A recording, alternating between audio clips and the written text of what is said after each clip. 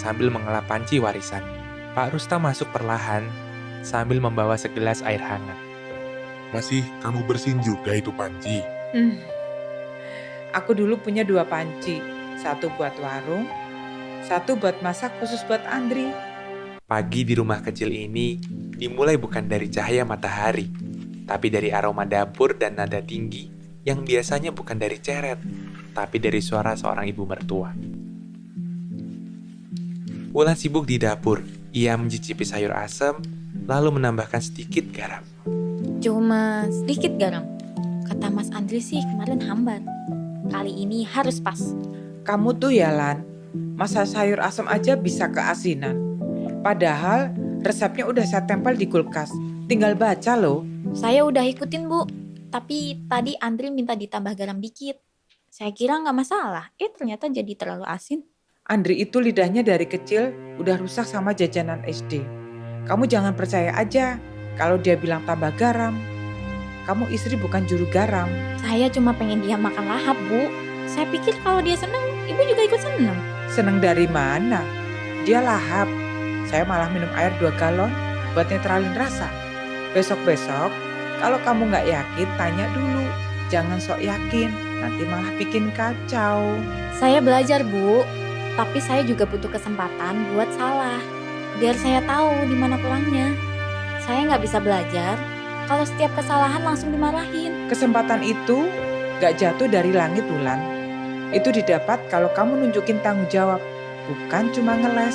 Saya memang belum sempurna Bu. Tapi bukan berarti saya nggak niat. Setiap pagi saya bangun duluan, masak, bersihin rumah, nyiapin baju Andri. Kadang saya lupa loh ngurus diri saya sendiri. Saya juga pernah di posisi kamu. Bedanya, saya gak banyak ngomong. Saya buktiin aja, gak pakai curhat segala. Kadang saya ngomong bukan karena ngeluh Bu, tapi biar Ibu tahu saya berusaha keras.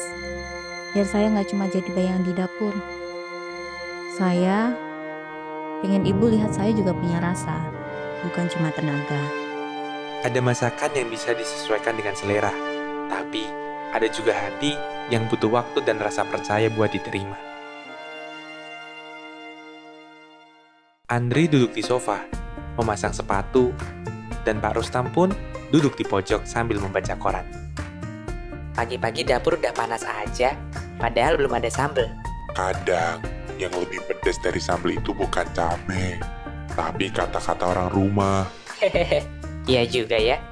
Tapi saya bingung Pak. Saya di tengah-tengah nih, mau belain istri, nanti dibilang durhaka. Mau ikut ibu, nanti Wulan ngambek 3 hari. Kamu itu suami. Tugasmu bukan memilih salah satu, tapi bikin 2 hati bisa tenang bareng. Jangan cuma jadi penonton di tengah ring tinju. Tapi ibu terlalu keras Pak. Kadang Wulan cuma mau didengar, bukan dihakimi. Ibu kamu itu keras kepala karena sayang. Tapi dia juga manusia. Kamu yang harus bantu dia lihat kalau Wulan itu bukan musuh. Jangan nunggu ada pertumpahan panci dulu baru turun tangan. Pak Rustam membuka laci dan mengeluarkan sebuah panci tua yang pegangan kayunya mulai copot. Dulu waktu ibu kamu pertama pindah ke rumah ini, panci ini dipakai tiap hari. Gak pernah diganti. Katanya, kalau udah nemu yang pas, ya dipertahanin.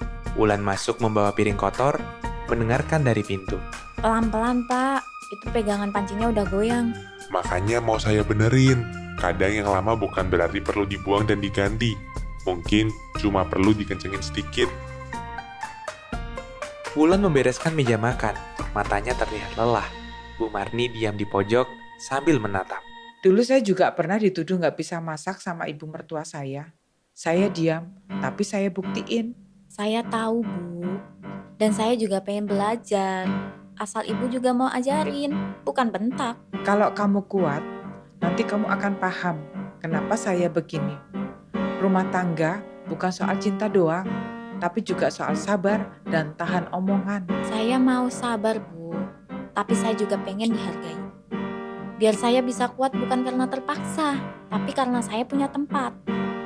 Di antara sayur asin dan emosi yang mendidih, Kadang tercium juga aroma pengertian, kalau mereka mau saling duduk dan merasakannya. Andri memijat pundak Wulan yang duduk di lantai, menyender ke ranjang. Kamu capek ya? Bukan cuma capek badan, Mas. Capek hati. Tapi aku nggak nyerah kok. Aku tahu kamu kuat. Tapi kamu nggak harus sendiri juga.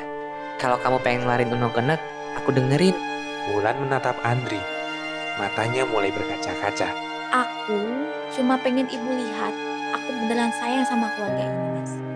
Bukan karena aku pengen dianggap hebat, tapi karena aku pengen jadi bagian keluarga ini.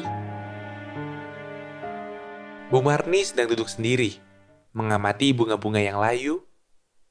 Pak Rustam pun datang dengan membawa panci tua yang sudah diperbaiki. Lihat nih, udah bisa dipakai lagi. Pegangannya udah dikencengin pakai skrup. Panci ini dulu pertama kali saya pakai pas masakin kamu sayur asem setelah kita pindah ke rumah ini. Iya, saya ingat. Rasanya asem banget. Tapi saya nggak berani komentar. Kamu aja yang takut, bukan karena rasanya enak. Kalau kamu bisa belajar dari pengalaman itu, kenapa Wulan nggak bisa? Bu Marni hanya terdiam, tapi wajahnya mulai melunak. Wulan mulai mencuci piring, sendirian. Dan tiba-tiba, Bu Marni datang, membawa mangkuk berisi irisan mangga. Ini saya potongin buat kamu. Katanya kamu suka yang asam-asam ya? Iya, Bu. Makasih. Besok pagi kita masak bareng ya, biar nggak dua-duanya capek masak sendiri-sendiri. Saya siap belajar, Bu. Terima kasih sudah mau ajarin. Jangan seneng dulu. Kalau kamu salah iris bawang, tetap saya omelin. Mereka berdua pun tertawa kecil, canggung, tapi hangat. Wulan dan Bu Marni berdiri berdampingan. Wulan sedang mengulek sambal, dan Bu Marni sedang memotong sayur. Tak ada suara tinggi pada pagi hari ini. Andri pun mengintip dari balik pintu, lalu memotret diam-diam dengan ponsel. Kalau mereka bisa akur karena panci, mungkin rumah ini cuma butuh lebih banyak masak bareng. Pak Rustam dari belakang menepuk pundaknya. Atau butuh lebih banyak kamu turun tangan? Mereka berdua tertawa pelan. Kadang, panci lama pun bisa diperbaiki, asal ada yang mau turun tangan. Sama seperti hubungan, yang butuh lebih dari sekedar waktu, tapi niat untuk memperbaiki.